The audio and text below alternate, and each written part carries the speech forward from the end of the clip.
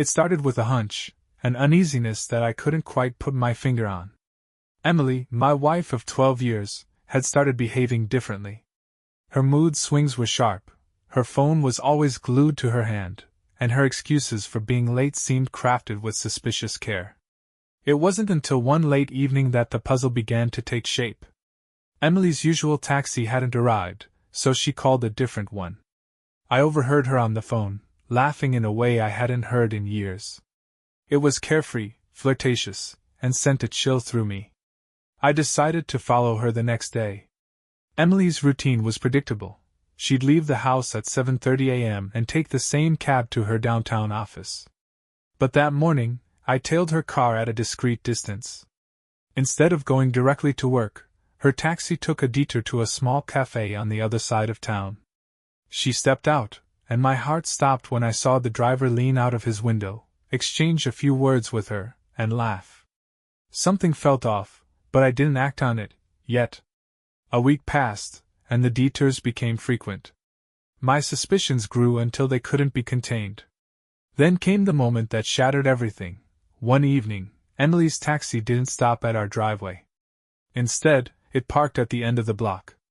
I peeked through the curtains as she emerged, her lipstick freshly reapplied. The cab driver leaned out of the window, and I saw it. The kiss. The fury burned slow at first, but it grew into something cold and calculating. If she thought I was oblivious, she was wrong. But this was just the beginning. I spent the next week gathering evidence, carefully and methodically. Emily had no idea I was onto her. She still came home at her usual time, acting like everything was fine. But now, every smile, every kiss on the cheek felt like a dagger. I started tracking her taxi rides. I downloaded an app to monitor license plates and kept a log of the cab numbers she used. Patterns emerged. She rotated between 3 drivers. Each one seemed to occupy a particular day in her week. Then came my next discovery. Late one night, while she was asleep, I unlocked her phone. Emily had always been protective of it, but I'd memorized her passcode months ago, a careless flick of her fingers when she was distracted. There it was, a group chat with her drivers titled, "The Crew." My stomach churned as I read through the messages. Flirty banter, shared inside jokes, and plans for clandestine meetups. But one message stood out. Driver 2. Can't wait for Friday. You're my favorite passenger. And her response. As long as you keep it our little secret. I felt my chest tighten, the rage bubbling beneath the surface. This wasn't just infidelity. It was a circus, a game she played with strangers while I worked to keep our family afloat. But I wasn't going to confront her, not yet. If I acted too soon, she'd wriggle out of it, spin the story into something I couldn't control. No, I needed more. So I set up a tracking device on her car and a small camera near the driveway. I didn't feel guilty, she had erased the boundaries of trust long ago. I also began recording the times her taxis arrived and departed. Each day, I built a timeline, carefully constructing a narrative that would leave no room for denial. By the end of the week, I had enough. Her secret life was laid bare. But I wasn't planning a simple confrontation. I wasn't going to shout or beg for answers. I was going to make her regret every single lie. I started devising a plan that wasn't just about exposing her. It was about dismantling the facade she had so carefully built. If Emily wanted to play games, I would play along. But the rules would be mine. The first step was psychological. I acted as though nothing had changed. I greeted her with a smile when she came home, cooked her favorite meals, and even suggested a date night. It was sickening, but it worked. Her guard was down, her deceit undisturbed. Meanwhile, I began sowing the seeds of her unraveling. I befriended one of her taxi drivers. Not the one she had grown close to. I wasn't that reckless. But a new driver from the same company. I met him under the guise of planning a surprise for Emily, a romantic gesture, involving her favorite drivers who had been so good to her. Could you help me? I asked him casually during one of his shifts. I want to plan something special for her. You know how much she loves you guys. He agreed enthusiastically, none the wiser. Through him, I gained access to the driver's internal schedules and the dispatch system. That's when I noticed something interesting. Emily had been requesting these drivers directly. She wasn't just using the app randomly, she was making deliberate choices. The next step was surveillance. Using the schedules and my own devices, I tracked her interactions for a full week. By the end of it, I had everything: photos of her stepping into their cabs, timestamps that matched suspicious late arrivals, and even an audio recording from the camera near the driveway. But I wasn't ready to strike yet. Instead, I laid a trap. I told Emily I had to travel for work the following weekend and would be gone from Friday to Sunday. "It's a last-minute client thing," I explained, feigning disappointment. "We'll have to reschedule our date night." She barely blinked. "Don't worry about it," she said, her voice dripping with nonchalance. "We'll make it work." That Friday, I packed a bag and left the house, but I didn't go far. I rented a room at a nearby hotel, one with a clear view of our home. From there I waited. By 6 p.m., the first taxi pulled up. It was driver 2, the one she had called her favorite. Emily stepped out onto the porch, her outfit noticeably more polished than usual. My heart pounded as I watched her climb into the car. I followed them from a distance.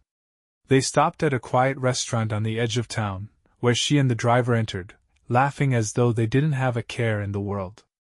I took photos, each one a nail in the coffin of her lies. An hour later they left. But instead of heading home, the taxi drove to a nearby motel. My hands tightened on the steering wheel as I parked discreetly across the street. I didn't need to see what happened next. I already knew. When she finally returned home that night, I was still watching from the hotel window. She walked inside as though nothing had happened. But this time, I didn't feel anger. I felt satisfaction. The trap was set. The following day, I put the final pieces of my plan into motion. I compiled everything I had gathered: photos, timestamps, audio recordings, and even the footage from her return the previous night. I needed it airtight. There would be no room for excuses, no chance for her to spin the narrative in her favor. But I wasn't just going to confront her privately. That would be too simple, too easy for her to brush off. No, this needed to be public. I started by contacting her family. I didn't give away too much, only hinted that I had discovered something deeply troubling and asked them to come over for dinner that evening. Her parents, always eager to stay involved, agreed without hesitation. Next, I reached out to a few of her closest friends, framing it as a casual gathering to catch up. I even invited our neighbors, knowing how much Emily loved maintaining appearances in front of them. By the time the evening rolled around, I had a full house. Emily was surprised but delighted when I told her about the impromptu dinner. "What's the occasion?" she asked, giving me a curious smile. "Just wanted to bring everyone together," I said, my tone light. "It's been too long since we hosted." She didn't suspect a thing. As the guests arrived, I played the perfect host, chatting and laughing with everyone. Emily floated through the room, basking in the attention. I could see the pride in her eyes as she entertained her friends and family. She thought she had it all under control. Dinner was served, drinks were poured, and the atmosphere was warm and lively. Emily sat at the head of the table, glowing with contentment. It was almost poetic, the calm before the storm. When the meal wound down, I stood up, tapping my glass to get everyone's attention. "I just want to thank you all for being here tonight," I began, my voice steady. "It means a lot to have friends and family around us." Emily smiled at me, her eyes sparkling. "And because you're all such an important part of our lives," I continued, "I think it's only fair that you know the truth about what's been going on." The room grew quiet, the air thick with anticipation. "Emily," I said, turning to her, "would you care to explain your relationship with your taxi drivers?" Her smile faltered, confusion flickering across her face. "What are you talking about?" she asked, her voice uncertain. I didn't answer. Instead, I pulled out my phone and connected it to the TV. With a few taps, the first image appeared: Emily stepping into the taxi, her hand lingering on the driver's arm. Gasps rippled through the room. "What is this?" Emily demanded, her voice rising. I ignored her, playing the next clip. It was the audio recording from the driveway, her voice unmistakable as she flirted with driver 2. By now, the room was deathly silent, all eyes on her. "This is ridiculous," she shouted, her face flushed. "You're making things up." "Am I?" I asked, my tone ice-cold. I played the final clip, the footage of her entering the motel with the driver. Her parents looked horrified. Her friends exchanged stunned glances. Emily's confident facade crumbled before my eyes. This is a misunderstanding," she stammered. "It's not what it looks like." "It's exactly what it looks like," I said calmly. "And now everyone knows." She tried to stand, but her legs gave out, and she sank back into her chair. The room erupted into whispers, her parents glaring at her with a mix of disappointment and disbelief. As the chaos unfolded, I felt a strange sense of relief. For the first time in months, the weight of her lies was lifted off my shoulders. But this was only the beginning of her downfall. The room was frozen in shock, the silence broken only by the murmurs of disbelief and the occasional scrape of a chair. Emily sat motionless, her face pale as the reality of her exposure sank in. Her friends avoided her gaze, her parents exchanged looks of disappointment, and her sister, usually her fiercest defender, just shook her head. "Is this some kind of joke?" Emily finally whispered, her voice trembling. "No, Emily," I said coldly. "It's not a joke. It's the truth. Your truth." "I can explain," she began, but her mother cut her off. "Don't," her mother snapped, her voice sharp. "You've embarrassed this family enough."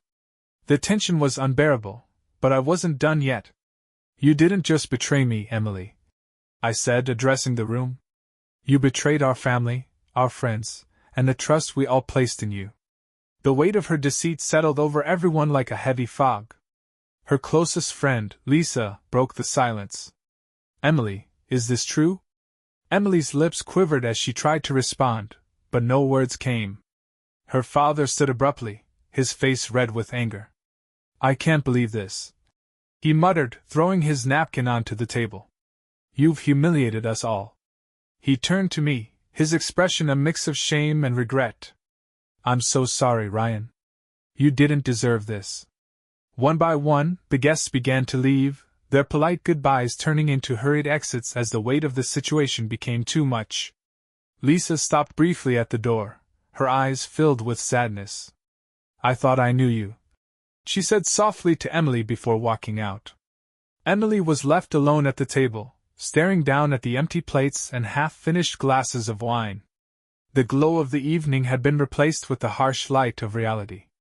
Once the door closed behind the last guest, she turned to me, her eyes brimming with tears. "How could you do this to me?" I stared at her, incredulous. "How could I do this to you?" "You did this to yourself, Emily. I just made sure everyone saw the truth. You didn't have to humiliate me," she said, her voice breaking. "Humiliate you?" I scoffed. "Do you have any idea what you've done? The lies, the sneaking around, the sheer audacity of it all? You destroyed this marriage, not me." She buried her face in her hands, her sobs muffled but wrenching. For a brief moment, I felt a pang of pity. But it was quickly replaced by the memory of her betrayal, the texts, the videos, the motel. "Pack your things," I said, my voice void of emotion. "I want you out by morning." She looked up at me, her face streaked with tears. "Where am I supposed to go?" "Not my problem," I replied coldly. "Maybe one of your friends can help." I turned and walked out of the room, leaving her to the ruins of the life she had so carelessly destroyed. By the next morning, Emily was gone. She left a hastily written note on the kitchen counter. "I'm sorry, Ryan. I'll call you when you're ready to talk." I crumpled the note and tossed it into the trash. I didn't want her apologies or excuses. What I wanted was clarity, freedom from the chaos she'd brought into my life. The house was eerily quiet without her. I spent the day cleaning up after the dinner party, removing every trace of what had happened the night before. The mess wasn't just physical, it was emotional, a weight pressing on my chest as I thought about the fallout. Her parents had called me twice that morning, apologizing profusely and offering their support. "We're ashamed of her," her mother admitted. "But we want you to know that we stand with you." It was a small comfort, but it reinforced my decision to cut ties with Emily entirely. That evening, I reviewed the evidence I'd collected. While my dramatic dinner party reveal had been cathartic, I wasn't done. Emily's betrayal wasn't just a personal failure, it had tainted every aspect of our lives, including our finances. I started combing through our bank statements, looking for anything unusual. It didn't take long to find something. Over the past 6 months, Emily had withdrawn cash regularly, large sums that didn't align with any of our household expenses. There were also hotel charges on her credit card, cleverly disguised as travel for work. My hands tightened into fists as I realized just how deep her deception ran. I took screenshots of everything and emailed them to my lawyer. The divorce papers were already being prepared, but this evidence would strengthen my case. I wanted a clean break, and I wanted to ensure she wouldn't walk away with more than she deserved. Then I made a call I'd been putting off. "Hi, this is Ryan," I said when the dispatcher answered. "I'd like to speak with the manager of your taxi service." After a brief hold, a man's voice came on the line. "This is Tom, the operations manager. How can I help you?" "I have a complaint," I said, keeping my tone measured. "It concerns a few of your drivers who have been involved in highly inappropriate behavior with my wife." There was a pause, followed by a cautious response. "I'm sorry to hear that. Can you provide more details?" I laid it all out, dates, times, even the screenshots of the group chat. Tom listened in stunned silence. "We take this very seriously," he said once I finished. "I'll conduct an internal investigation immediately." "Good," I replied. "Because if I find out this kind of behavior is tolerated at your company, I won't hesitate to take legal action." By the time I hung up, I felt a grim sense of satisfaction. I wasn't just ending Emily's affair, I was dismantling the network of enablers that had allowed it to flourish. But my next move would be the most ruthless yet. The following week, I met with my lawyer to finalize the divorce strategy. Emily hadn't responded to the initial paperwork, but I wasn't surprised. She was likely scrambling to salvage what little remained of her reputation. "Ryan, with the financial evidence you've provided, the case is heavily in your favor," my lawyer said, scanning the documents. "We'll pursue a no-contest divorce with an unequal asset split. She doesn't have much room to fight this." I nodded, feeling a sense of grim resolve. "Do whatever it takes to get this over with." But before the papers could be filed, I received an unexpected call from Tom, the operations manager of the taxi service. "We've concluded our investigation," he said, his tone somber. "I thought you'd want to know that 2 of our drivers have been terminated for gross misconduct." I wasn't satisfied. "And the third?" He hesitated. "We found no concrete evidence against him. However, we've flagged his file for close monitoring." I clenched my jaw, frustrated that one of them had slipped through the cracks. But 2 out of 3 wasn't bad. Then Tom added, "There's one more thing. One of the terminated drivers, driver 2, left a message for you before he was fired. He said you don't know the whole story?" I'm not sure what he meant, but I thought you should be aware. The words sent a chill down my spine. "Did he say anything else?" "No, but he seemed angry." I ended the call and sat in silence, the pieces swirling in my mind. What didn't I know? And why would a man who'd lost his job try to warn me? That evening, I couldn't shake the feeling that something was off. I replayed the recordings, combed through the screenshots, and reviewed every detail of Emily's betrayal. Everything pointed to her infidelity, yet there was a nagging sense that I was missing something. And then it hit me. The group chat. I had focused so much on Emily's messages that I hadn't paid close attention to what the drivers had said. I opened the screenshots again, this time zooming in on the earlier exchanges. Driver 1. "How's the husband not catching on? Driver 3. She's good at covering her tracks. Better than the last one. My blood ran cold. The last one.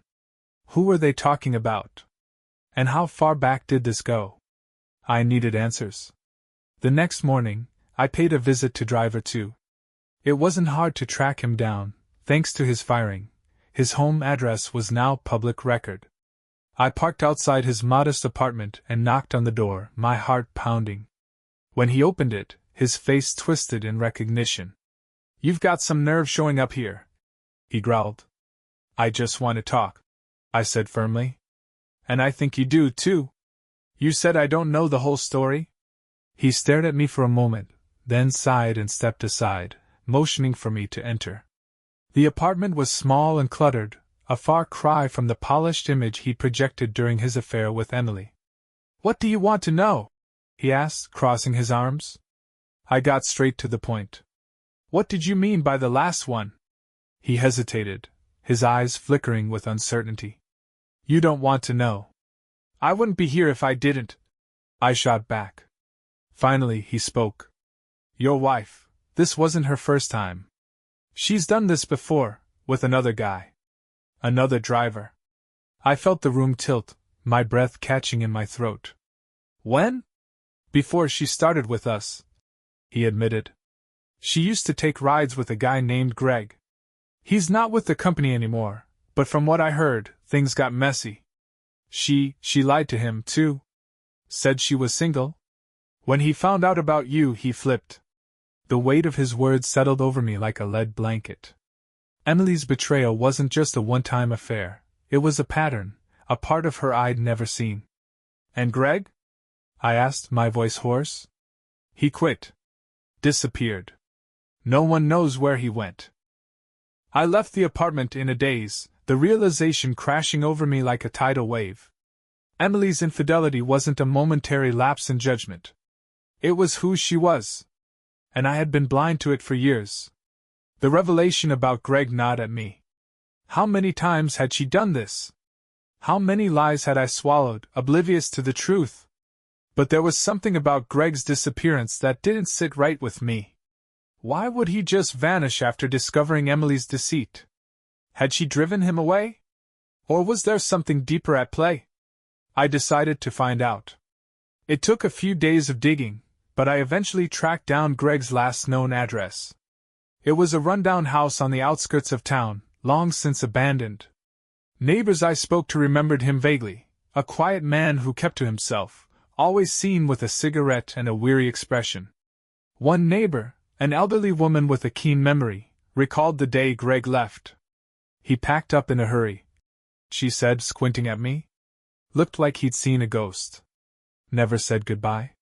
Just gone." That only deepened my suspicions. What had Emily done to this man to make him flee like that? I returned home, unsettled but more determined than ever to uncover the full story. I began searching through Emily's social media history, old emails and messages. There had to be a trace of Greg somewhere. Finally, I found it. Buried in her archived emails was a series of exchanges with a man whose name matched the description, a Greg Matthews.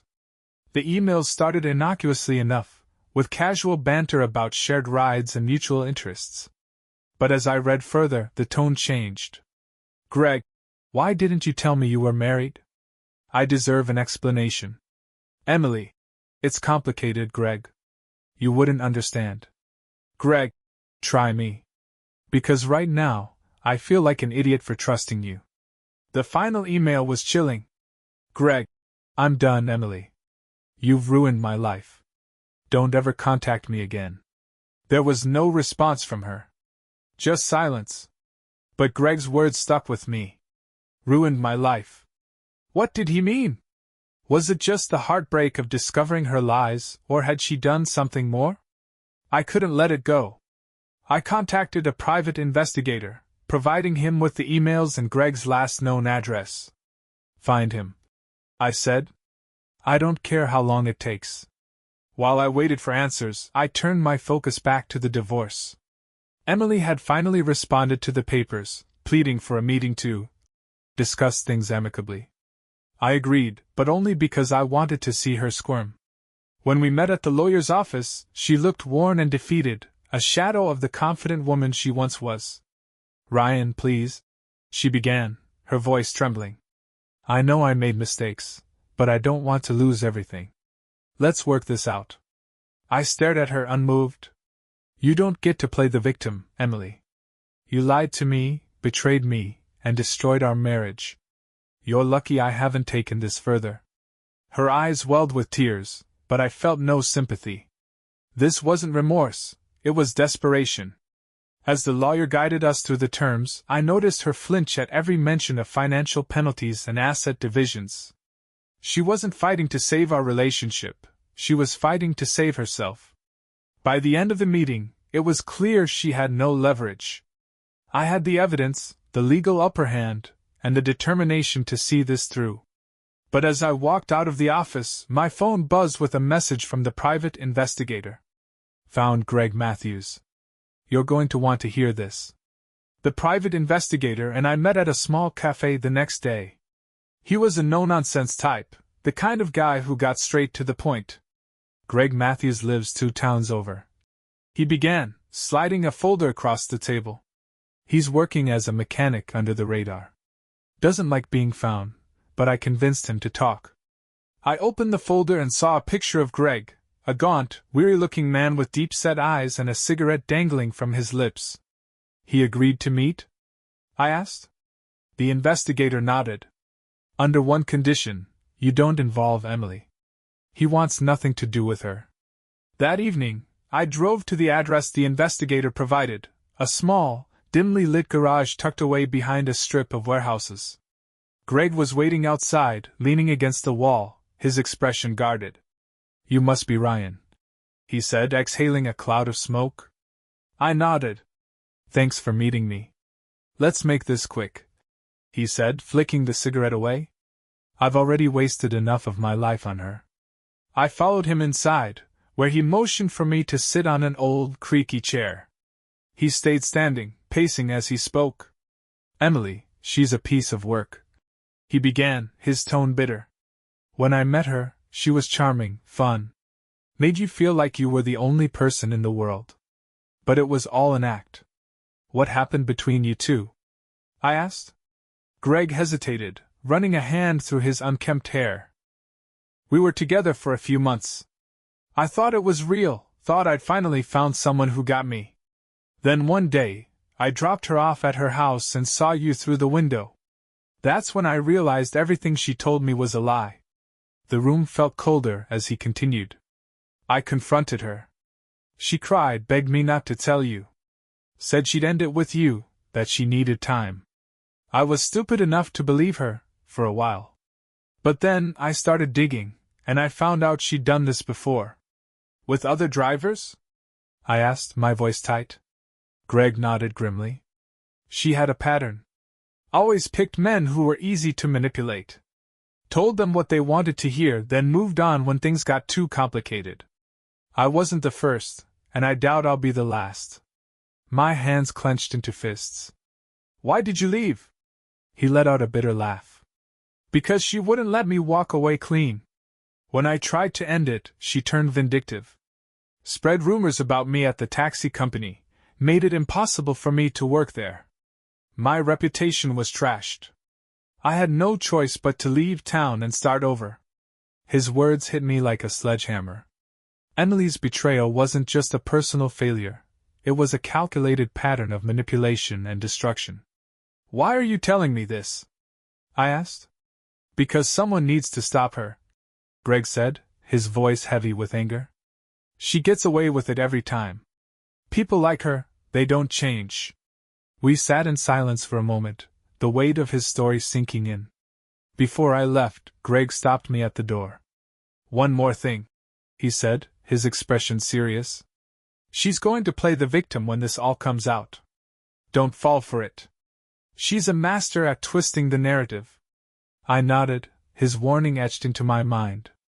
As I drove home, my anger solidified into resolve. Emily's lies had destroyed more than just our marriage, they had left a trail of collateral damage in their wake. I wasn't just going to divorce her. I was going to make sure she never did this to anyone else. Armed with Greg's story, I returned home with a renewed sense of purpose. Emily had spent years perfecting her web of lies, and it was time to dismantle it entirely. The first step was the divorce. I instructed my lawyer to expedite the proceedings and leverage every ounce of evidence I had. With Greg's testimony as an added layer, there was no way Emily could contest the terms. She had lied, cheated, and siphoned money from our accounts. There was no defense against the cold, hard facts. But I didn't stop there. I reached out to Tom, the taxi service manager, and shared what I had learned about Greg and Emily's previous affairs. "This is a pattern," I told him. "Your company enabled it. If you don't take action, more people will get hurt." Tom promised a thorough investigation and assured me they would implement stricter policies to prevent drivers from engaging in inappropriate relationships with passengers. It wasn't enough to undo the damage, but it was a step in the right direction. Next, I turned my attention to Emily's social circle. Her friends had always idolized her, seeing her as the perfect wife, the perfect hostess. They needed to know the truth. I drafted a carefully worded message, attaching the evidence that painted a clear picture of Emily's deceit. I sent it to her closest friends and family, ensuring they saw her for who she truly was. The fallout was immediate. Her friends distanced themselves, their once loyal support evaporating overnight. Her parents, already shaken by the dinner party reveal, were devastated. Her father called me, his voice filled with regret. "I'm sorry, Ryan," he said. "We had no idea. If we had, we would have intervened long ago." Even her colleagues began to whisper. Emily had prided herself on her professional image, but the cracks were showing. Word spread quickly, and soon, her workplace became another battlefield she couldn't control. As for Emily, she tried to reach out, pleading voicemails, tearful texts, and desperate emails. "Ryan, please," one message read. "I know I've made mistakes, but I need a chance to make things right. I can't lose everything." I ignored her. Then came the day of the divorce hearing. Emily arrived looking disheveled, her once polished demeanor replaced by a hollow, defeated shell. She didn't even try to argue. The evidence was overwhelming, and she knew it. When the judge ruled in my favor, awarding me the majority of our assets and a clean financial break, she broke down in tears. But I felt nothing. No anger, no satisfaction, just a quiet resolve to move on. The final step in my plan was for myself, for closure. I visited Greg one last time to thank him for his honesty.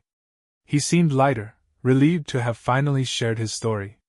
Before I left, he said something that stayed with me. "You're lucky, Ryan. You've seen her for who she is. Now you can rebuild. Don't let her haunt you." And I didn't. I moved out of the house we had shared, starting fresh in a new city. I focused on my work, my friends, and the life I wanted to rebuild. It wasn't easy, but each day felt lighter, freer. As for Emily, I heard whispers of her life spiraling further, failed relationships, job instability, and a growing reputation for deceit.